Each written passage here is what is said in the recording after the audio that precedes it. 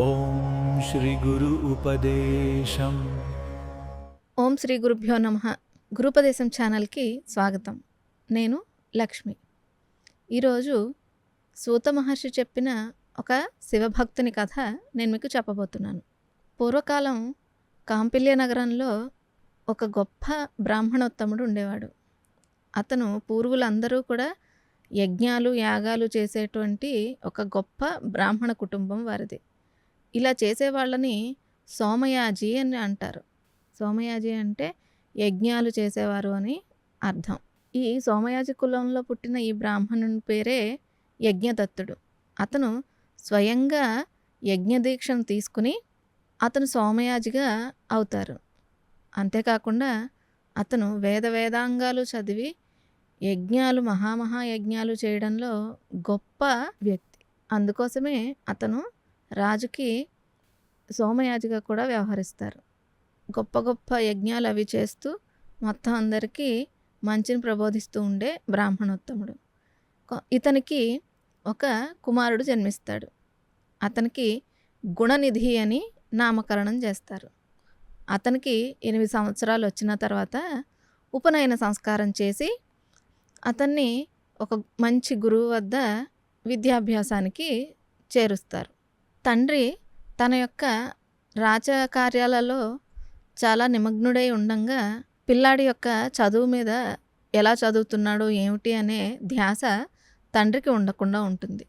తండ్రి తన చదువును ఎప్పుడైతే పట్టించుకోలేదో అప్పుడు అతను తన చదువు వద్ద శ్రద్ధ పెట్టకుండా దుష్ట సాంగత్యాలకు లోనయ్యి అతడు ఒక జూదగాడిలాగా అవుతాడు. జూదం పట్ల వ్యామోహాన్ని పెంచుకుని అస్తమాటు తన స్నేహితులతోటి ఇతరత్ర జూదగాళ్లతోటి కూడా చేరి నిరంతరం జూదం ఆడుతూ ఉండేవాడు.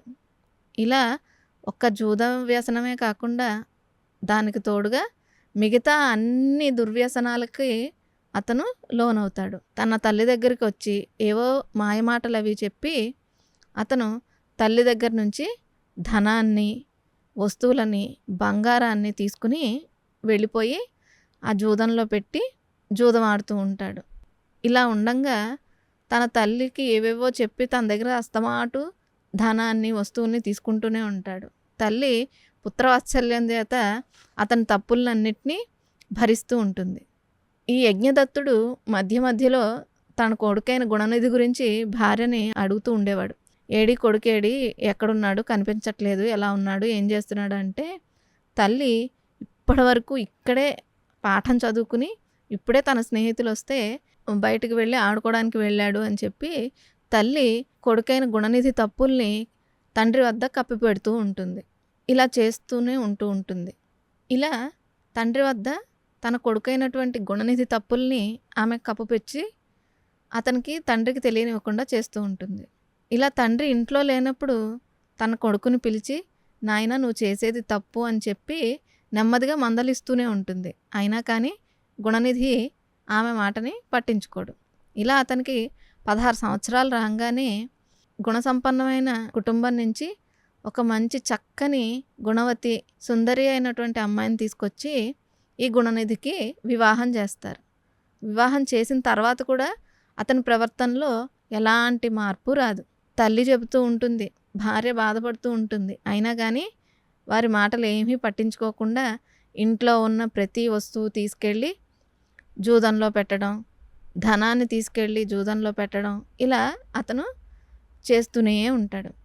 ఒకనాడు యజ్ఞదత్తుడు వీధిలోంచి ఇంటికి వస్తూ ఉండంగా ఒక జోదరి చేతికి తన రత్నాంగుళీయకం ఉండడం గమనిస్తాడు. గమనించి అతన్ని ఆపి, ఈ ఉంగరం నీకెక్కడది, ఇది నీకు ఎలా సంప్రాప్తించింది అని చెప్పి అతన్ని అడుగుతాడు. పదే అడిగిన తర్వాత అతను భయపడి, నేను ఇది దొంగతనం చేయలేదు, ఎవరి దగ్గర నుంచి తస్కరించలేదు, మీ కొడుకు దీనిని జూదంలో పణంగా పెట్టి ఓడిపోయాడు, అప్పుడు ఇది నా చేతికి వచ్చింది అని చెప్పి తండ్రికి చెప్తాడు.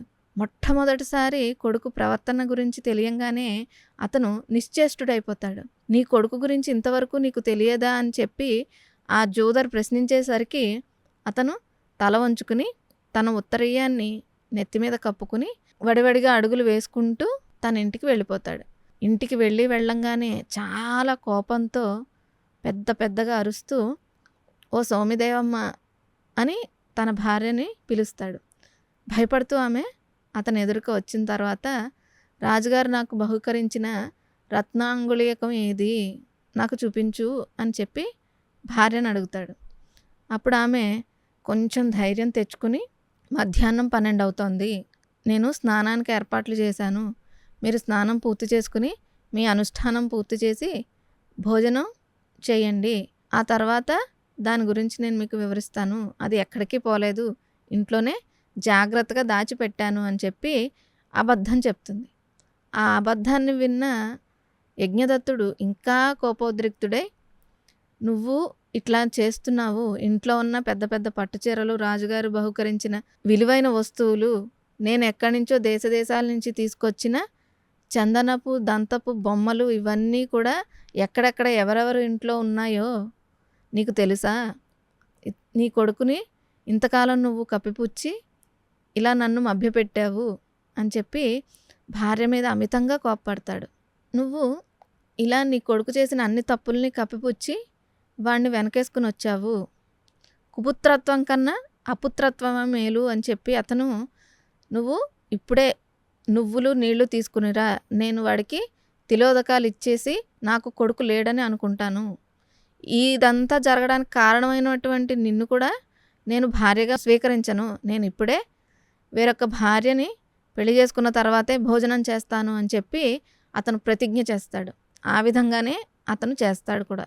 ఈ తండ్రి గారైనటువంటి యజ్ఞదత్తుడి ప్రతిజ్ఞను విన్న గుణనిధి అమితంగా భయపడిపోయి ఇంట్లోంచి ఉత్తర దిక్కుగా పారిపోతాడు.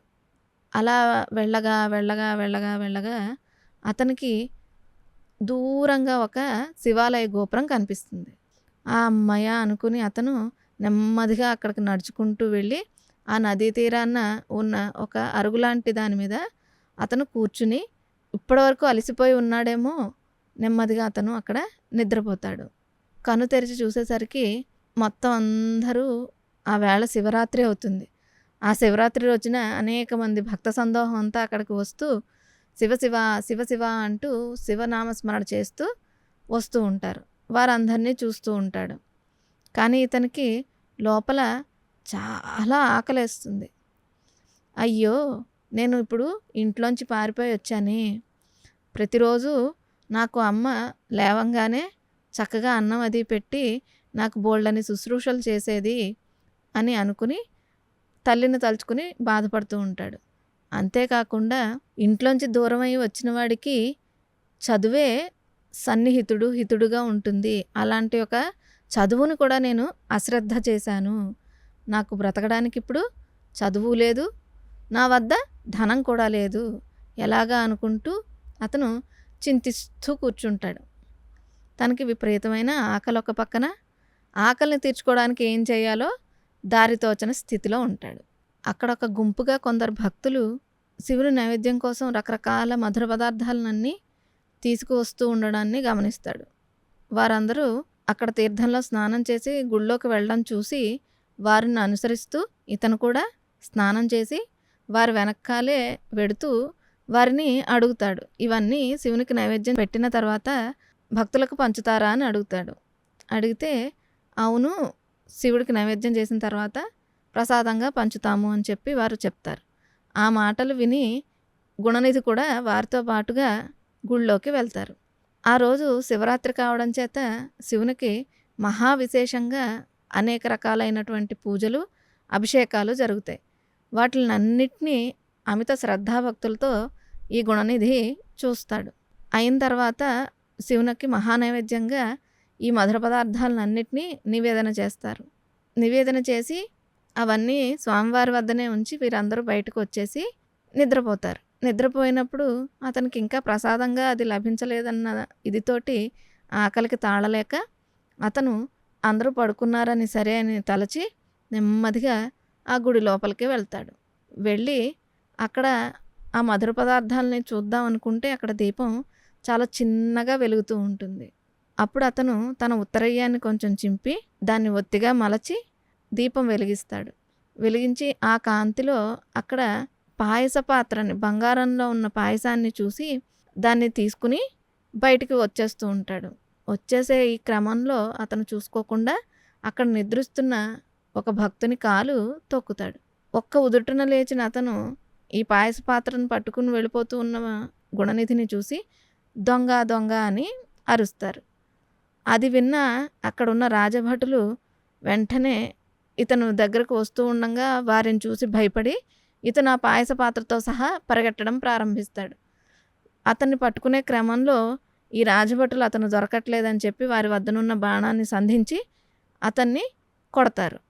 ఆ బాణం తగిలిన గుణనిధి అక్కడ తన ప్రాణాలను విడుస్తాడు. ఇలా శివ సాయుధ్యాన్ని పొందిన గుణనిధి కొంతకాలం అక్కడే ఉండి శివపార్వతులను సేవించుకుంటూ తన పుణ్యం అంతా తీరేంత వరకు అక్కడే ఉంటాడు. తర్వాత అతను పుణ్యం అంతా తీరిన తర్వాత ఈ భూమి మీద అరిందముడు అనే కళింగరాజుకు కుమారుడుగా జన్మిస్తాడు. అతనే దముడు.